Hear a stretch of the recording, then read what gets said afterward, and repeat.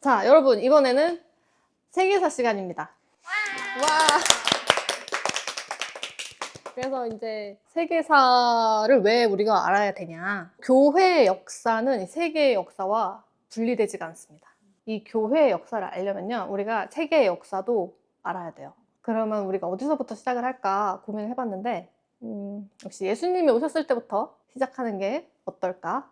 그리고 이제 너무 고대로 가면은 또 역사적 자료가 또 많이 없기도 하고, 그래서 예수님이 오실 무렵 2000년 전 이야기를 시작해볼까 합니다. 자, 여러분, 2000년 전 예수님이 어떤 나라에 오신지 아세요? 이스라엘 왔지. 근데 그때 이스라엘은 나라가 아니었어요. 멸망 상태였어. 로마 제국에 의해 민족이 흩어진 건 아니고요, 정복당한 상태였죠. 그래서 로마라는 큰 나라의 한 속주라고 생각하면 돼요. 그런 상태였어요. 로마에 태어나신 거예요, 예수님은. 근데 왜 하필 로마냐? 왜 로마지? 로마가 왜? 무슨 특징이 있길래? 왜 그때 오신 거지? 더 전에 오실 수는 없었나? 더 전에 오시면 안 되나? 그런 생각 해본 적 있나요? 이유가 있나요? 있지 않을까요? 이게 교회사를 배우면 이래서 이때 오실 수밖에 없었구나 라고 알게 돼요. 자, 그러면 성경에서 일단 여기에 대해 뭐라고 말하고 있을까요?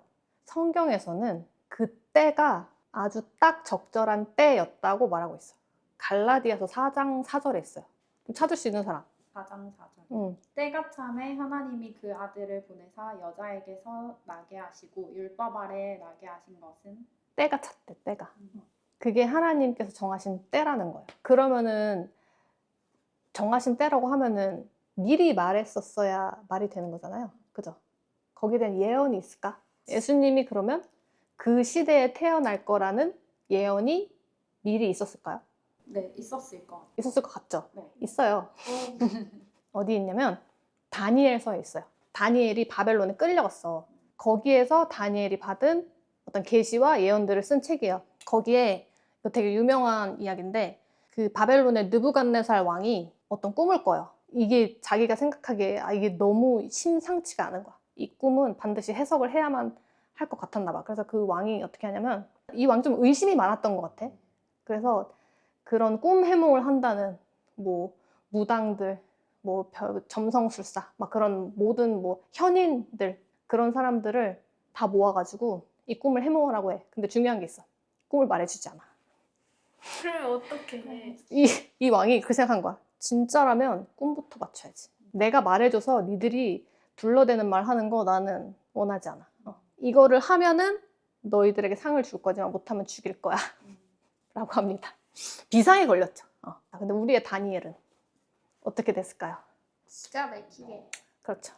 오직 다니엘만 꿈을 내용을 말해주지 않아도 꿈을 맞췄고, 그 꿈 해몽도 정확하게 했어요. 근데 그 꿈에서 보면은 커다란 신상 같은 게 나와요. 머리는 금이고, 여기 가슴이랑 배는 은이고, 여기까지는 노스로 돼 있고, 이 밑에는 철로 돼 있는 그 거대한 우상, 신상을 봐요. 근데 그 거대한 우상이 날아온 돌 하나로 이렇게 쳐요. 치니까 결국 다 무너지고, 어디서 왔는지 모를 그 돌이 이 천하를 다 채우는 그런 꿈을 꿔요. 자, 이거를 이제 어떻게 해석을 하냐면, 이 거대한 이 신상이 제국들을 의미를 해요. 금 머리는 바벨론 제국이고, 그 다음에 나타날 은 제국, 이거는 이제 페르시아 제국. 그 다음에 나타날 제국이 여기 놋, 이건 이제 그리스 헬라. 그 다음에 나타나는 제국, 철로 된 제국이 바로 로마입니다. 로마 때 돌이 나타나서 이 제국들을 무너뜨린다 라는 예언을, 계시를 다니엘이 받아요. 또 비슷한 꿈인데 또 어떤 여러 가지 짐승으로 된 꿈도 꿔요. 이것도 마찬가지예요. 각 제국들을 의미합니다. 이렇게 성경에서는 예수님이 로마 시대에 오신다는 것을 미리 말하고 있었어요. 왜 로마여야 했을까? 로마가 어떤 차이점이 있나? 로마 시대 전에 왔으면 이 종교가 이렇게까지 세계 종교가 되지 않았을 수 있습니다. 복음의 전파가 이렇게까지 빠르지 않았을 수 있어요. 일단은 그 각 제국 시대를 거쳐서 하나님 준비하신 내용들이 있어요. 자, 바벨론 시대에는 아까도 말했지만 디아스포라 유대인들이 생겼어요. 유대인들이 막 흩어진 거야. 그래서 보면은 바울이 선교할 때 그 유대인들이 흩어져 있는 그 지역에 가서 선교를 해요. 바울의 선교 방식이 어떠냐면, 바울이 유대인이잖아. 그 유대인들이 모이는 회당으로 갑니다. 회당으로 가서 거기에서 바울이 예수 그리스도를 전해요. 그러면은 유대인도 들을 거고, 또 거기에는 유대교에 관심이 있는 이방인들이 좀 많았대요. 뭔가 되게 고상해 보이잖아. 옛날에 종교 보면은 되게 난잡해요. 근데 유대교는 조금 뭔가 구별되잖아. 좀 달라요. 그래서 좀 그런 삶을 추구하는 사람들은 유대교도 굉장히 매력적이게 보였던 것 같아. 그래서 보통 그 회당에 찾아오는 이방인이 바울의 설교로 인해서 많이 회심을 했다고 해요. 이렇게 디아스포라 유대인이 생겼어. 자, 그러면 이제 바벨론이 유대를 이렇게 무너뜨렸으니까 다 폐허가 됐을 거 아니야. 페르시아 때는 무슨 일이 생겼냐? 성전이 재건됩니다. 이스라엘의 예루살렘 성전이 재건이 돼요. 여기서도 좀 재미있는 이야기가 있어. 그 페르시아 때는 고레스 왕이라는 왕이 그 바벨론 때부터 이제 포로로 잡혀 있는 사람들을 다시 그 땅으로 보내주거든요. 성전을 지으라고. 근데 이것도 보면은 이 고레스 왕이 그렇게 할 것이다라는 내용이 150년 전에 이사야서에 예언이 돼 있어요. 이것도 굉장히 재밌는 포인트예요. 이렇게까지 정확하게 왕 이름까지 예언이 나와 있는 거는 잘 없긴 해요. 자, 그 다음에 뭐가 있었지? 놋. 그리스는 큰 제국이고 위대한 제국이긴 했는데 존속 기간이 너무 짧았어요. 알렉산더 대왕이 너무 요절했어. 고급스럽다, 그 표현? 요절을 해가지고, 그리고 나서 막 되게 막 갈라졌어.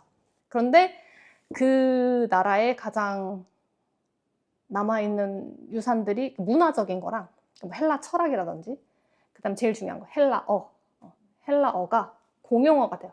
그러니까 영어처럼 헬라어가 그 지역에 쫙 다 퍼져요. 그렇기 때문에 구약 성경은 히브리어로 써졌을 거 아니야. 그 히브리어가 헬라어로 번역이 돼요. 예수님 오시기 직전에. 그게 70인역이야. 개신교는 이 70인역을 기준 성경으로 삼습니다. 구약 성경에 대해서. 자, 그럼 로마는 뭐가 다르냐? 그때는 누가 가서 전해야 되잖아. 그 사도들이 어떻게 했어? 직접 가서 전했잖아. 그때는 길이 잘 없어, 지금처럼. 로마가 지금도 이렇게 대단하게 평가받는 거는 그 도로를 정말 잘 닦아놨어요.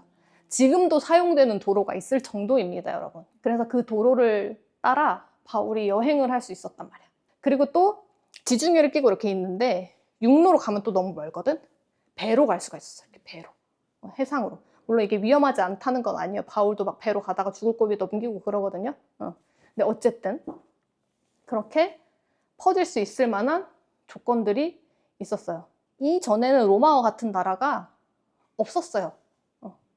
그게 제일 빠른 시기였어요. 이 세계사에서 보면은 복음이 가장 빨리 퍼질 수 있는 언제냐? 그게 바로 로마 시대인 거예요. 그래서 예수님이 그때 오신 거예요. 그리고 사실 우리가 예수님이 중요하기 때문에 예수님이 십자가에 달려서 죽으신 게 굉장히 이 나라가 떠들썩하고 들썩거릴 만한 사건이었을 것 같잖아.